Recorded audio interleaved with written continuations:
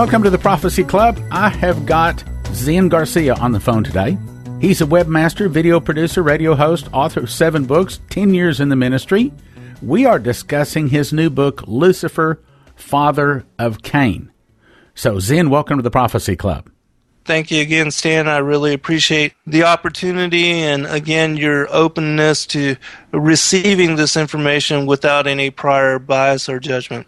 Yeah, I think that our folks are pretty open-minded, and I think we understand things from a prophecy point of view that most people don't understand. So take it away. Tell us more about your book. Okay, well, I think that we'll spend the majority of this program talking about some of the allusions that Christ made in the New Testament, which is also tied to this information.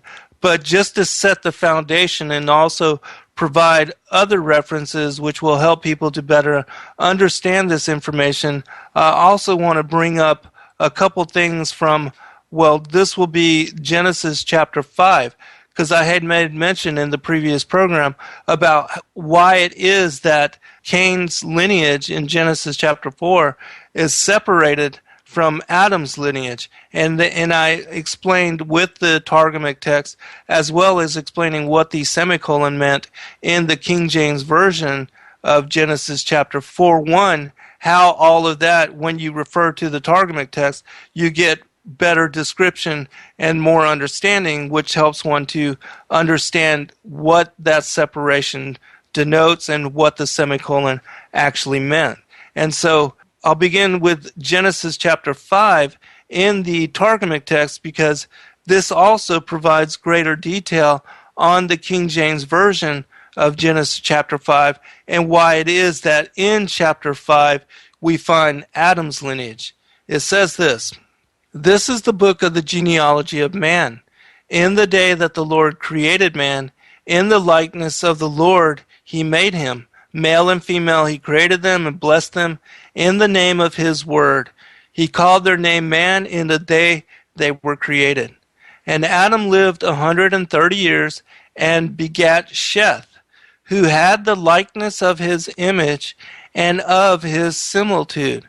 For before had Hava born Cain, who was not like to him, and Abel was killed by his hand. And Cain was cast out, neither is his seed genealized in the book of genealogy of Adam. But afterwards there was one born like him, and he called his name Sheth." So this particular chapter and the further detail that it provides helps us to understand that Cain was not like Adam, did not have his likeness or his similitude, meaning his nature, and that's why Cain was the first murderer, liar, and deceiver, because as John chapter 3 says, Cain was of the wicked one, was of the devil, and that he had the nature of his father, that he was a murderer from the beginning. And that was not Adam, because Adam was not a murderer, was neither a liar nor a deceiver, but that reference is to Satan being the father of Cain. And that it also tells us that once Abel, who was the half-brother of Cain, was killed by Cain, and Cain was cast out, that then one took Abel's place, and that was Seth. And that the bloodline of Christ begins with Adam and then skips to Seth, because Abel was killed and never had any children. And so that's why you find in Luke chapter 3, there's no references to Cain, and after Adam is the reference to Seth. Where else does it say that Lucifer was the father of Cain? There are several references in both the Old and New Testament, and we will get to that, but there are two extra biblical texts, which I'll just share these just so people understand and know that these connecting links and confirmation as to this knowledge are found widespread in myriads of texts. But two that I will share is one from the book of Enoch and another from the Proto-Evangelion of James. And then we'll move into what Christ was referring to when he said, "I know you are of Abraham's seed, but you seek to kill me, that you are of your father, the devil. It says this in the book of Enoch, chapter 9. I saw the spirits of the sons of men who were dead, and their voices reached to heaven while they were accusing. Then I inquired of Raphael, an angel who was with me, and said, whose spirit is that, the voice of which reaches to heaven and accuses? He answered, saying, this is the spirit of Abel, who was slain by Cain his brother, and who will accuse that brother until his seed be destroyed from the face of the earth, and until his seed perish from the seed of the human race. Now, the reason I bring this particular book up, the book of Enoch, is because even though a lot of people don't believe that it's inspired, they do give credence that it does help us to understand what Genesis chapter 6 is referring to, with the sons of God mating with the daughters of man, creating a race of giants, how there were giants in the land before and after the flood, and also why it was that the flood had to be brought upon the earth in order to cleanse the earth from this hybrid seed and this hybrid seed line, and that the giants were really the focus of the flood being brought upon the earth. Even though most of the sons of Adam had gone the way of Cain and had intermarried and mixed with the seed of the serpent, and thus had become the seed of the serpent. Just like Esau, even though he was born of the line of Adam, he gave up his birthright, he married pagan women, he took on that kind of worship, and he became as a seed of the serpent. And a lot of people respect if they don't believe that the book of Enoch is inspired. Another text, which I'll read just a short paragraph, then we'll go into the New Testament references. This is the Protovangelion of James, and it says this. Now it was the 6th month with her, and behold, Joseph came from his building. He entered into his house and found her great with child. He smote his face and cast himself down upon the ground on sackcloth, and wept bitterly, saying, with what countenance shall I look unto the Lord my God? And what prayer shall I make concerning this maiden? For I received her out of the temple of the Lord my God a virgin, and have not kept her safe. Who is he that hath ensnared me? Who hath done this evil in mine house, and hath defiled the virgin? Is not the story of Adam repeated in me? For as at the hour of his giving thanks, the serpent came and found Eve alone, and deceived her, and so hath it befallen me also.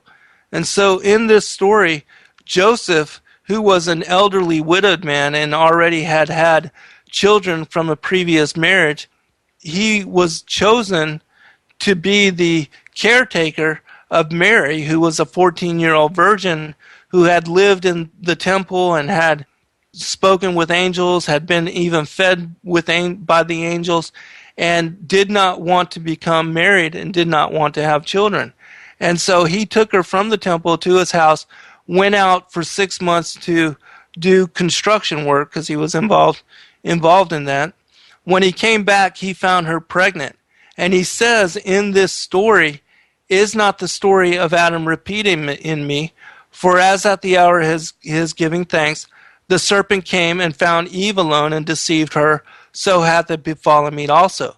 So in this story, we can refer that Joseph and all of the other patriarchs of Israel and the people of Israel knew, and that it was common knowledge, that the serpent had also beguiled Eve, and that his deceiving her had resulted in her becoming pregnant. And so he's saying that the story of Adam was repeated in him, in that he did not know who had deceived and beguiled Mary and impregnated her, even though we know that it was the Holy Spirit, and that this would result in the Immaculate Conception, and that Christ would be the result of this birth.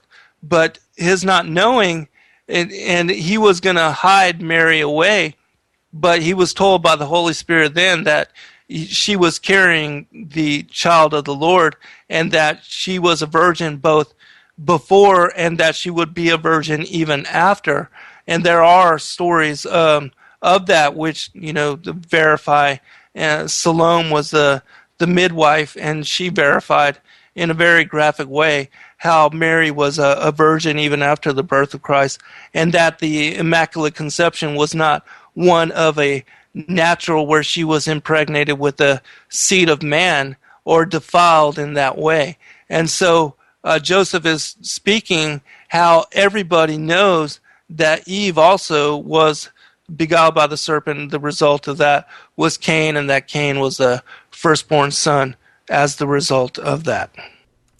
Well, as I listen to you, I've heard other people refer to this kind of angle on understanding these scriptures, but if you just look at the scriptures, you don't see this in there. However, as you're saying this and explaining it, it all seems to make sense. It ties together with Bible prophecy in the last days. So tell us more. Absolutely. I think now we should go to the confirmation of Christ and some of the esoteric passages which are found in Matthew, specifically Matthew chapter 13, which gives reference to this information. And that Cain was not just a spiritual child of the devil, but an actual physical hybrid child from the beguilement and the being impregnated, that Eve was impregnated with the firstborn son of Satan. And going to Matthew chapter 13, verse 24, it says, "The kingdom of heaven is likened unto a man which sowed good seed in his field. But while men slept, his enemy came and sowed tares among the wheat, and went his way. But when the blade was sprung up and brought forth fruit, then appeared the tares also. So the servants of the householder came and said unto him, Sir, didst not thou sow good seed in thy field? From whence then hath it tares? He said unto them, An enemy hath done this. The servants said unto him, Wilt thou then that we go and gather them up? But he said, Nay, lest while ye gather up the tares, ye root up also the wheat with them. Let both grow together until the harvest, and in the time of the harvest I will say to the reapers, Gather ye together first the tares, bind them in bundles to burn them, but gather the wheat into my barn."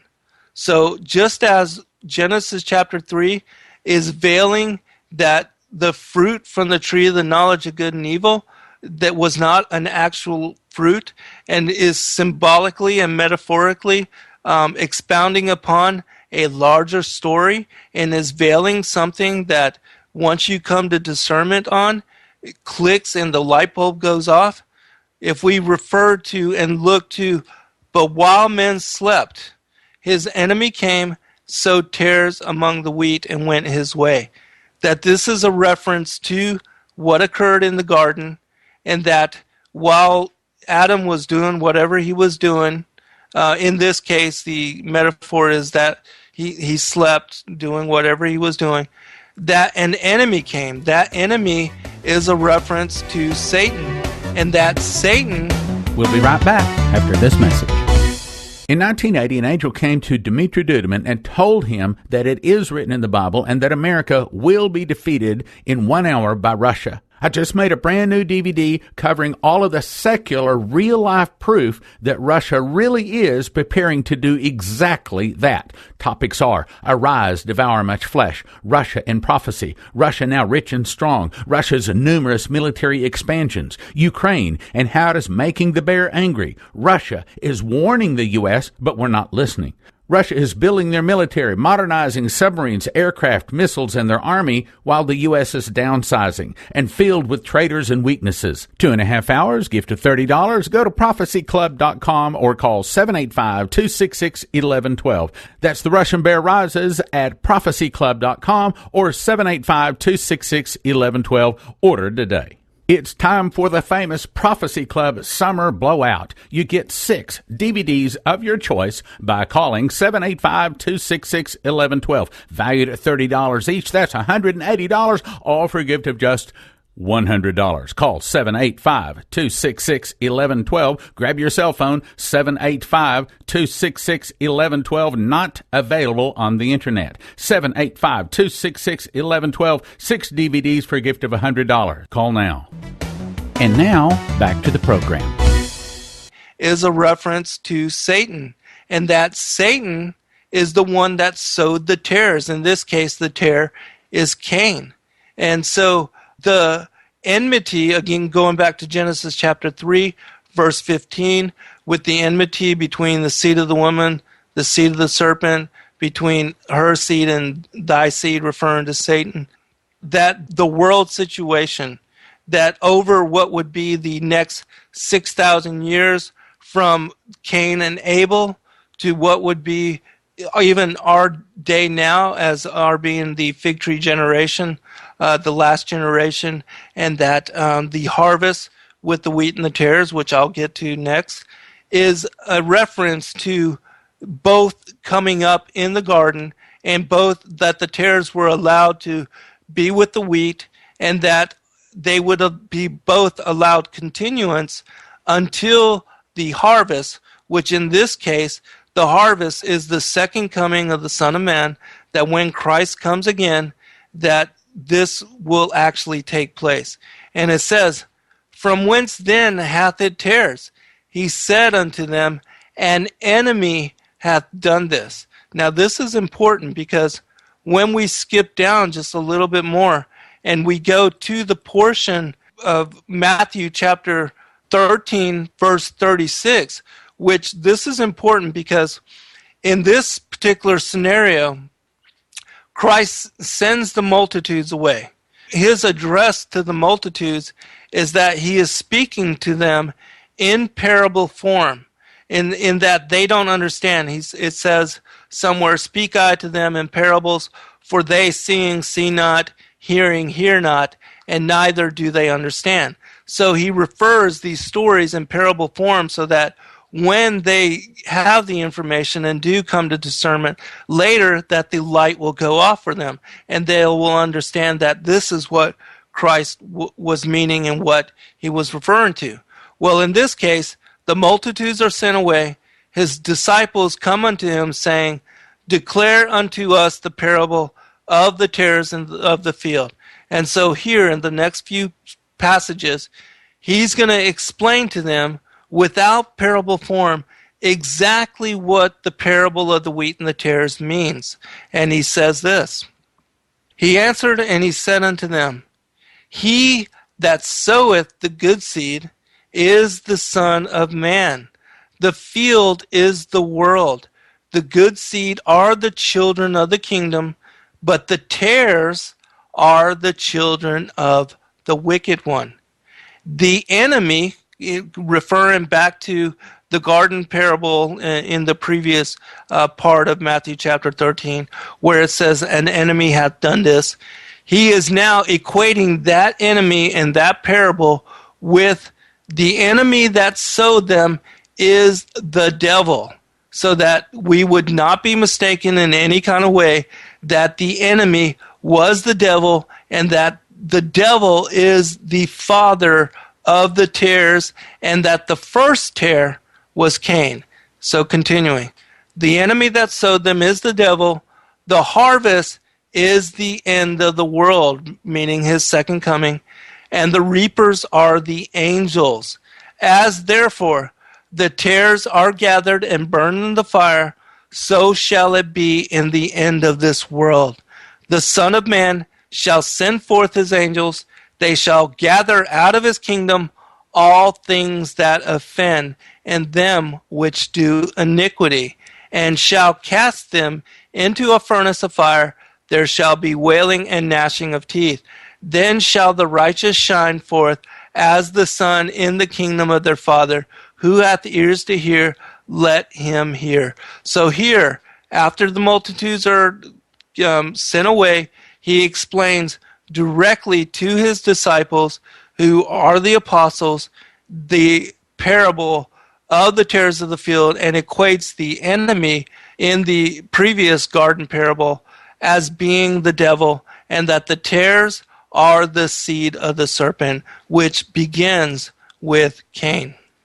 All right, what are some other New Testament passages that fit together with this? Well, there's a reference in John chapter 8 that I think helps to completely lock this in as far as this being information that people have misunderstood or just do not have discernment upon. And it begins with this: I know that you are Abraham's seed, yet you seek to kill me, because my word finds no place in you. I say the things which I have seen with my father, and you also do the things which you have seen with your father. They answered him, Our father is Abraham. Jesus said to them, If you were Abraham's children, you would do the works of Abraham. But now you seek to kill me, a man who has told you the truth, which I heard from God. Abraham didn't do this. You do the works of your father. They said to him, We were not born of sexual immorality. We have one Father, God. Therefore Jesus said to them, If God were your Father, you would love me, for I came out and have come from God. For I haven't come of myself, but he sent me. Why don't you understand my speech? Because you cannot hear me. You cannot hear my word. You are of your father the devil, and you want to do the desires of your father. He was a murderer from the beginning and doesn't stand in the truth, because there is no truth in him. When he speaks a lie, he speaks of his own, for he is a liar and its father. But because I tell the truth, you don't believe me? Which of you convicts me of sin? If I tell the truth, why do you not believe me? He who is of God hears the words of God. For this cause you don't hear, because you are not of God. This also, I know we won't have time to go into this, but this also ties into Matthew chapter 23, where he accuses the Pharisees as being the den of vipers, the seed of the serpent. And he says, Wherefore, behold, I send unto you prophets and wise men and scribes, and some of them shall kill and crucify, and some of them shall you scourge in your synagogues and persecute from city to city. Upon you may come all the righteous blood shed upon the earth, from the blood of righteous Abel unto the blood of Zacharias, son of Barachias, whom ye slew between the temple and the altar. So here he's tying the Pharisees and the church authorities that are seeking to kill him with Cain, who was the murderer of Abel, and he's accusing them, the seed of Cain, as being those that have conspired to kill all of the righteous prophets, from Abel to Zacharias, and now with Jesus Christ. Well, I have to say, brother, I'm impressed. I mean, you've really done your homework in a lot of different areas, and I think you're answering a lot of questions for a lot of folks. And I think we're going to have a lot of people interested in your book. So tell them about your book, Lucifer, the Father of Cain. Yes, it covers all of this information and much, much more. There are sources and references, I believe 200 separate quotes and commentary provided by me about what they mean and how to understand this knowledge, and that we find this discernment scattered in myriads of texts, not just the Old and the New Testament, which, Matthew chapter 13, I think, is the culmination and the direct explanation of all of this information. Well, you better also explain your name, Zen Garcia, because they need to know that you are, in fact, a Christian, not a Buddha worshiper. So tell us about that. Yes. Before I began writing books, I used to teach martial arts. And one of the books that I shared with my students was called Zen in the Martial Arts by a guy named Joe Hyams. And my students began to call me Zen, and the name kind of stuck. Everybody at the martial arts dojo began calling me Zen. And then when I published my first books, before I began to author anything on Christian, or my first 3 books were poetry books and published under the name Zen Garcia, and that kind of stuck. And so even though my name is Peter Garcia, my published name under Zen Garcia. Okay, so tell us why we should get your book.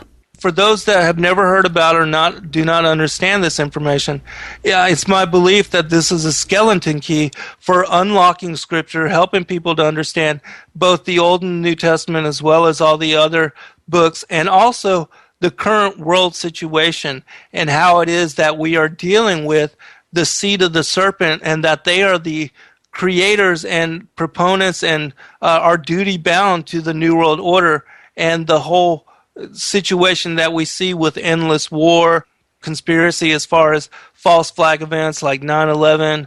All those things are tied into this information. Okay, brothers and sisters, if you'd like to have it, it is called Lucifer, Father of Cain, and you can get it only one place I know of, at the Prophecy Club by calling 785-266-1112. We do not have it on the website yet, so call 785-266-1112, 785-266-1112, Lucifer, Father of Cain. Thank you for listening, thank you for your prayers, and thank you for your gifts of support. God bless. Now from the Prophecy Club, some exciting opportunities for you. In 1980, an angel came to Dmitri Duduman and told him that it is written in the Bible and that America will be defeated in 1 hour by Russia. I just made a brand new DVD covering all of the secular, real-life proof that Russia really is preparing to do exactly that. Topics are: Arise, Devour Much Flesh, Russia in Prophecy, Russia Now Rich and Strong, Russia's numerous military expansions, Ukraine, and how it is making the bear angry. Russia is warning the U.S., but we're not listening. Russia is building their military, modernizing submarines, aircraft, missiles, and their army, while the U.S. is downsizing and filled with traitors and weaknesses. 2.5 hours, gift of $30. Go to prophecyclub.com or call 785-266-1112. That's The Russian Bear Rises at prophecyclub.com or 785-266-1112. Order today. It's time for the famous Prophecy Club Summer Blowout. You get 6 DVDs of your choice by calling 785-266-1112. Valued at $30 each. That's $180, all for a gift of just $100. Call 785-266-1112. Grab your cell phone, 785-266-1112. Not available on the internet. 785-266-1112. 6 DVDs for a gift of $100. Call now. Lindsey Williams served as a missionary on the Trans-Alaska Oil Pipeline for 3 years. He became friends with some of the elite that ruled the world. They tell Lindsey, he tells you, the plans of the elite. We're offering 3 of his best DVDs valued at $106, all for a gift of just $38 or more. That's basically order 1, get 2 free. They are The Elite Plans for the Crash. Lindsey gives you the signs to look for before the collapse of the banks and crash of the dollar. Plus, 2 more collapses that will affect you more than the collapse of the dollar. In Currency Revaluation, he explains the greatest event in the last 1,000 years is about how they're going to do away with the Federal Reserve note, bringing in a gold-backed Treasury Reserve note. And in Health Tips of the Elite, he says there is no reason that many people have to suffer from many of the diseases they do simply because they do not know what the elite know that is discussed in this DVD. All 3 DVDs, The Elite Plans for the Crash, Currency Revaluation, and Health Tips, valued at $106, available for a gift of just $38 plus shipping. It's the July gift offer. $38 plus shipping at prophecyclub.com or 785-266-1112. The July gift offer, prophecyclub.com. Order today. It's time for the famous Prophecy Club Summer Blowout. You get 6 DVDs of your choice by calling 785-266-1112. Valued at $30 each. That's $180, all for a gift of just $100. Call 785-266-1112. Grab your cell phone, 785-266-1112. Not available on the internet. 785